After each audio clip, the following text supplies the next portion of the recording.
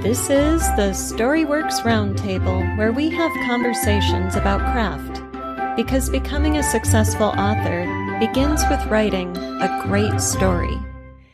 Hello and welcome to this week's Storyworks Roundtable. Today, Kathryn and I are going to talk about the devil in the details, preparing for revision. So we're both at stages in some of our writing where the draft is maybe nowhere near done, but we're having to go back, do some more processing and digging and researching and thinking in order to prepare for revision. So we're going to get into that whole, Pandora's box, something big here. Let's start by talking about what we're discovering in our own work. So do you want to start us off, Kathryn? And Sure. what are you finding as you work with your story? It's the what did I forget stage. It's the I thought I was done, and then you go back and read through it, or you get some feedback like I did, and you're like, oh, that, yeah, I completely forgot about that and how to develop that, and what does that mean in the repercussions as it weaves through. It's the all the little things that I completely forgot while I was in the flow of drafting.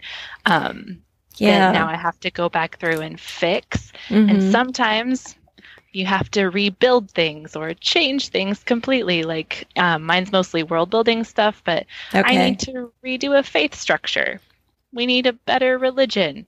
I need to redo some of the character arcs, and some of the characters need to be changed or combined or gotten rid of completely. So it's those little things that make the echo through the draft that you need to figure out before you can start that second or third revision pass. Okay. So I'm going to play the devil here. Yeah. And ask, so these are big things like a religious system and combining or cutting characters, and they're going to majorly change your manuscript going forward. So let me just ask, why do you think you didn't think to do these things at the beginning? Like, when you were doing the world building, why didn't you see the need for the religious thing? Right. And I don't mean that in an accusatory way, but I think it's really helpful for us to sort of look at where we have blind spots when we're in the development stages that then affect us as we go into the revision stages. Yeah, quite honestly, I thought I had enough that I didn't need more. So I knew what the society worshipped, right? I kind of had a god, and I kind of had like the beginnings of like how that would affect their daily lives. I knew that it was culturally wide, like that everybody was part of the same faith group, and that I felt like that's enough. My character's kind of on the fringes of it. I didn't think he had to interact with it super a lot. And then you get to the end and you're like, well, this lost a lot of meaning because we didn't know how he interacted with the faith structure. So then I had to go back and think, okay, well, how he interacts changes what I need to know about how the religion works or how the supernatural within the world works, right? Right. So now with hindsight, do you think you could have known then what you know now? Like, did you overlook a piece of that development, or is it something you just could not have realized until you got to the stage in the story and saw how your protagonist interacted with what you had? I think that every time I write a story, I integrate something that I found out between the first and second drafts before the first draft. So this is the first time that I've ever had this specific problem. So I don't think that for this story, I could have known that that was going to be such a problem right now. But I think that as I go forward, I'll be able to say, remember that time? You need to develop this better. Because I'm constantly like realizing things that could shift into the pre-writing that will then help me in the revision phase not to have as many big pieces to move around. And this one's just not one I've ever run into before. So his character arc and the way he interacts with Faith was just not something I was anticipating to be such a big part until after the draft was over. Yeah. Okay. That's really interesting. I love that what you said about you always find something between the first and second draft that then has to come back and be integrated, into the beginning of the story. And that's very connected to what I'm doing right now in my book. But so what I wanted to ask you, I had two things going on in my brain there. So my question for you now is, given how much we've talked about theme recently, and I know you've really connected with the idea of working with theme consciously as you build your story, that religion of your world connects deeply to the theme of this story. So, yeah. Is there a way you could have identified this problem beforehand based on theme, or I don't know, just can you kind of talk a little bit about that interaction? I think there probably was, and I missed it. You know what I mean? Like, I was so focused on how my character grew and his personal journey that I didn't look as much at the outside, like what else was going on in the world that would then directly affect his personal journey. I was just so focused on him and what he was learning and growing. So I think through that, as I've been working on pre-writing for my next novel, I've been able to kind of like take my vision and expand it a little bit broader and be like, okay, what else is going on in the world that directly affects that journey? And I think if I had asked that question in the pre-writing of my short story instead of in between drafts, I would have been able to say, oh, duh, like, he's struggling with things that would necessitate the introduction of other things from the world into how he's struggling with them. So I think it's kind of one of those things, again, like as a writer, I needed to grow and find that out. But definitely focusing on theme can help bring that all together, I think, a little bit faster than if I had to parcel it out into just individual world building things.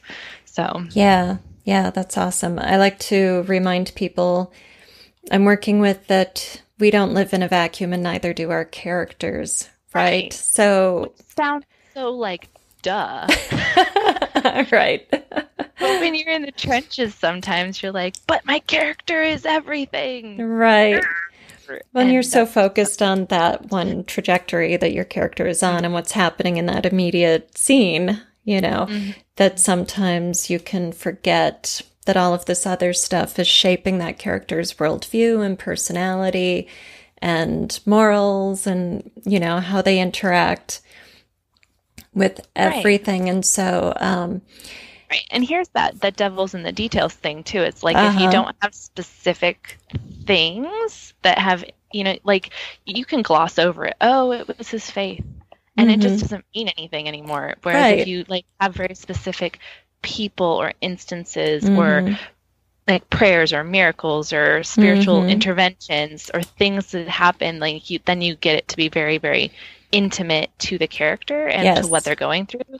So it's like, I could have just left it at this very high overarching faith thing, but I wanted it to affect him personally on a very intimate level. So therefore I have to get down to the nitty gritty and spend that time on something that probably won't get more than a couple paragraphs of actual time within the story.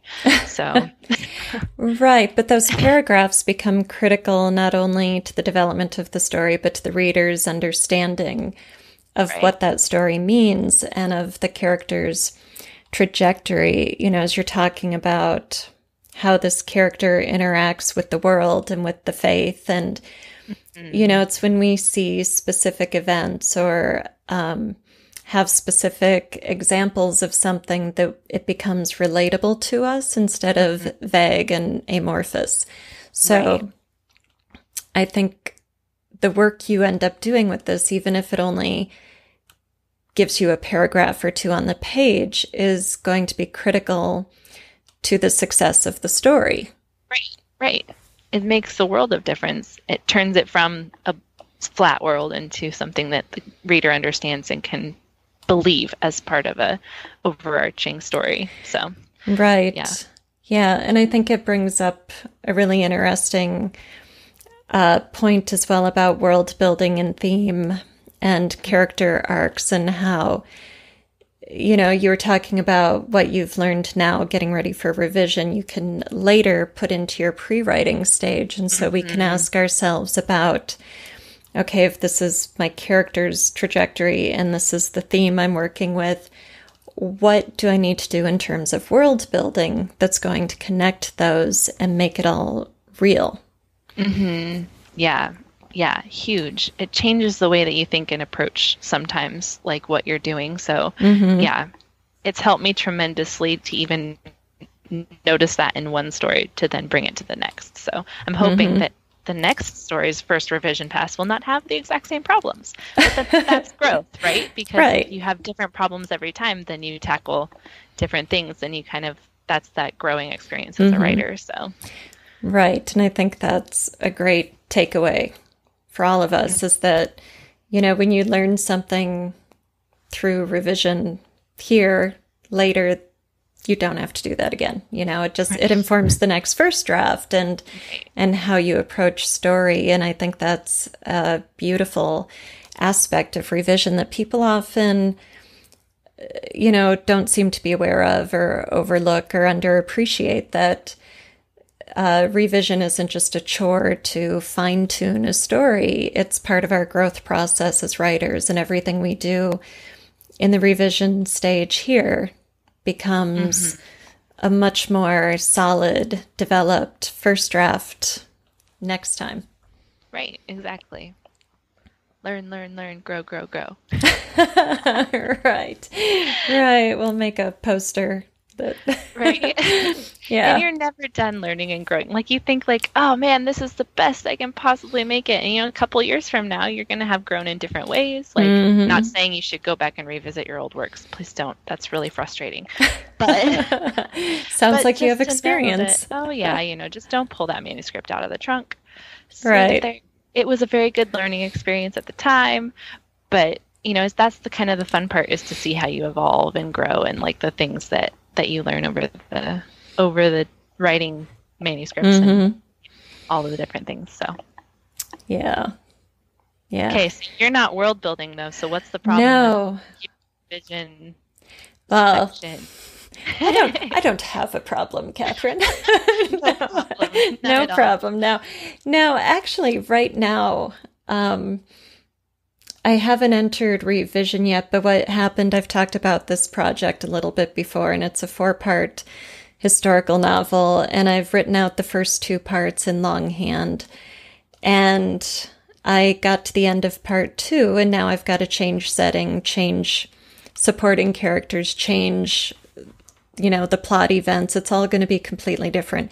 So although my protagonist and my larger world are the same, it's almost like I'm starting a new book.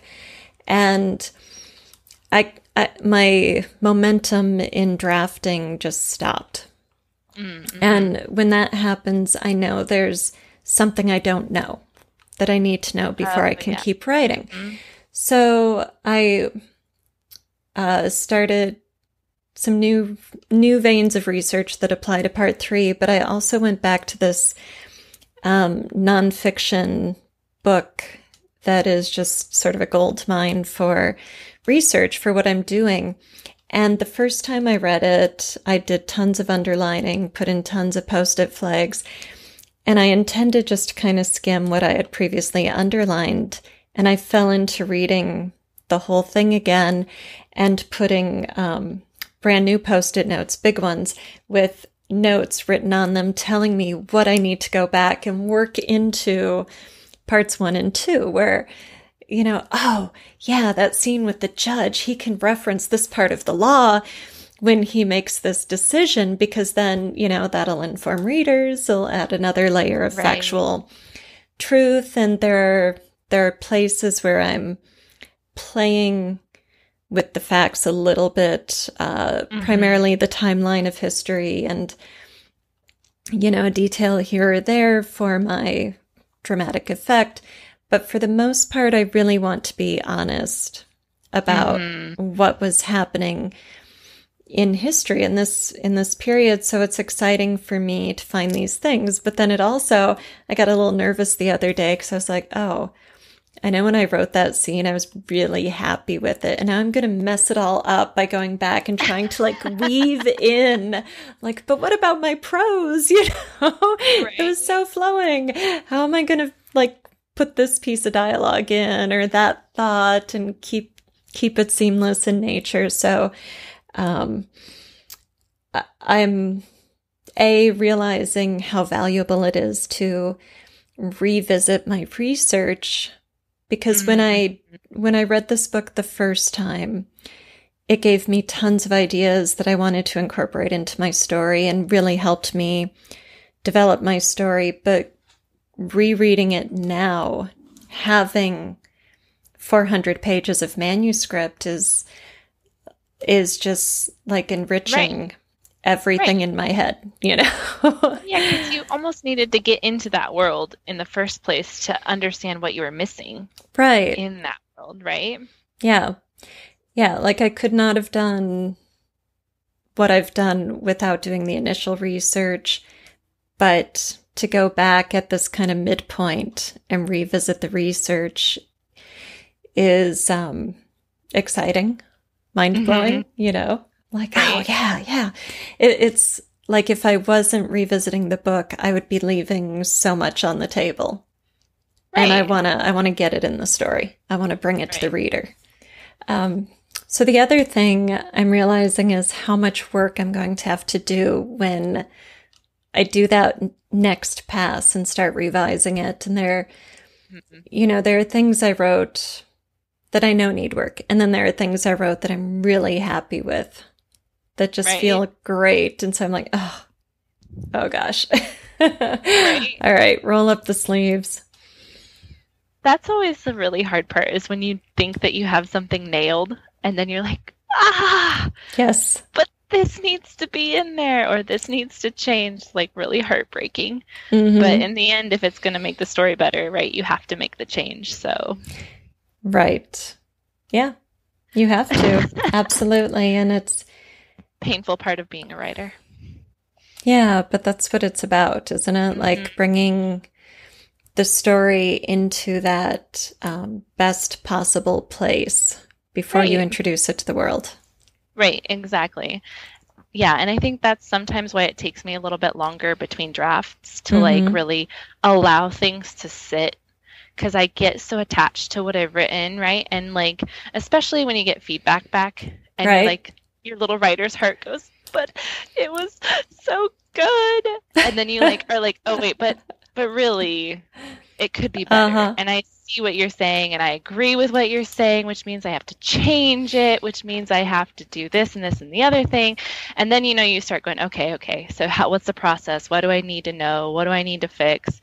And so I think that's why I need that time. I don't know if I would say I have to rest a manuscript, right? But I am resting the manuscript. Yes. So I guess that would be something that right now is in my process, because I needed the time to sit, to write the questions out, what happens here? Why is this happening? Or these are the questions that I need answers to that I don't have answers to yet.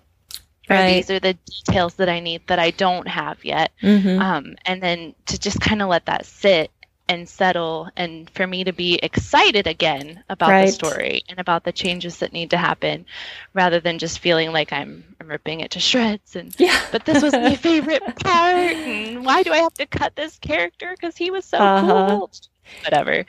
So it might be that we'll make the story better. So yeah, I think it does. I think it's really important. I know we were using the phrase back burner before we started recording, and letting things simmer there. That's very much what I'm doing right now, pausing between parts 2 and 3 and going back to the research, as it takes me out of that drafting place and puts my brain into that simmering place where the ideas can just, percolate. We'll just keep using stove metaphors here. Well, and it's like one of those things where it's like if you're focused on it, you get wrapped up in a little bit of your editor's brain, right? You start picking it to pieces and things aren't right and this. But if you let your subconscious brain work on it, like you come up with so much more that is new or fresh or exciting rather than just feeling like, oh, but it's not like this or it's not like that or it's not working here. You know, it's negative versus just that really positive energy of like fresh creation. So I think, yeah, giving it that moment, not feeling like, oh my gosh, overwhelm, all these details need to go in here. What am I supposed to do next? Like, is super important. Right. And I think when we do feel like, oh my gosh, all these details have to go in here, then we can start trying to shoehorn them in. Sorry, I lost the cooking metaphor, but you know, adding spices that don't go together. No, I'm just kidding. Right, yeah. And it becomes choppy. It creates, you lose the flow of your narrative and you lose the voice. And I think that's when you start seeing a disparity between what was and what is now being inserted into the story. You know, like the quality disappears. And so by giving it time to sit, releasing some of your attachment to the greatness of that first draft and letting the ideas do their thing in your subconscious mind, then you can come back and not only be more objective, but create better prose, you know, seeing the connections you need to see, knowing when you need to just scrap a whole scene and rewrite it so that you do get that fluidity, so you do get a seamless integration and such. Right, which seems to be my way of revising. I can't just stick something in there. Yeah. It just doesn't work. And I don't necessarily always have to rewrite the whole scene, but there's definitely like whole sections, you know, that need to be scrapped and rewritten so that the detail doesn't just appear in the middle. Right. One sentence in the middle of the paragraph. I just needed to get this in here. But that you can kind of interweave the feeling of it and like how that affects the character, so that way it's not just like a, oh yeah, and this. Like with your judge mentioning a law, that might be something that you could almost just stick in there. But if it was more of like a world thing, that's, you know, you're going to have to rewrite different aspects of things, right? Right. And in this story, because the judge, it's because the point of view is omniscient, the judge isn't just a talking head on a bench. We actually go inside his point of view and we learn a little bit about what he does in his free time, and it brings in more of the world building, more of the like culture that is affecting his worldview that then affects my protagonist's trajectory. Right. And so because of that, the way this fits in needs to be seamless. He's not just going to say, the law says this. It's got, you know,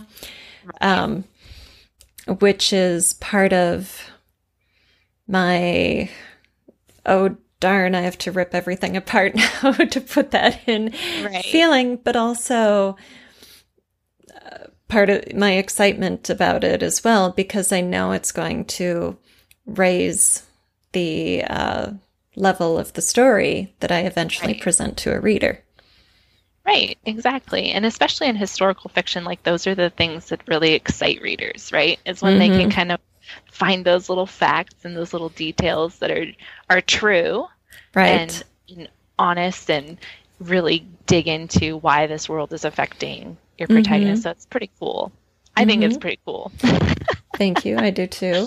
Yeah. And it's really the same thing as what you're doing with the world religion in your story, even though that one's science fiction and this one is historical. Right. We're dealing with similar or even the same issues here of how is this external world affecting and shaping the worldview, the culture, the behavior of my characters, which then affects my protagonist and his or her arc. Right, exactly. And yay, revision and getting those details in there. Yes, those details matter. Can everything we've just talked about be distilled down into like a great takeaway, a little parcel with a bow on the top? A little focus.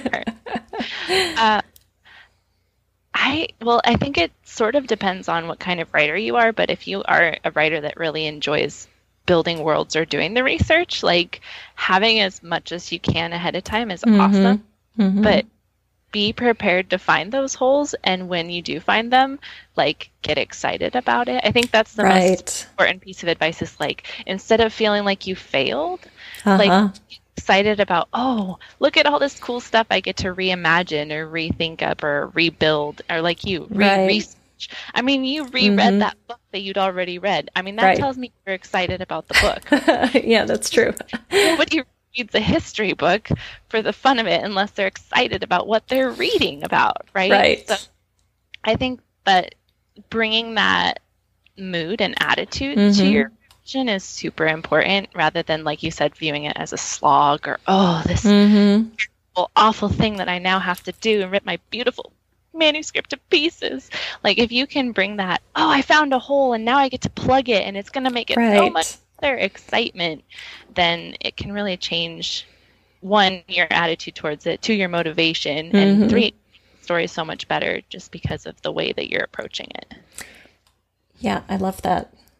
That's great advice. I think any genre and whatever your thing is, whether it's world building or research or something else, you are going to encounter this between draft 1 and 2, and maybe between drafts 2 and 3 as well, where the deeper you go into your story, the better you know it, the more you're going to be able to see the shortcomings and what you need to do to enrich it, you know? And so, yeah, expect it and have fun with it.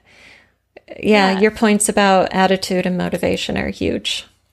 And no matter how many checklists you go through, or interviews of characters, or lists of world building and research things that you need to know, like I don't think it's physically possible to know everything about your story and your world within the first draft. It's just not. Right. So.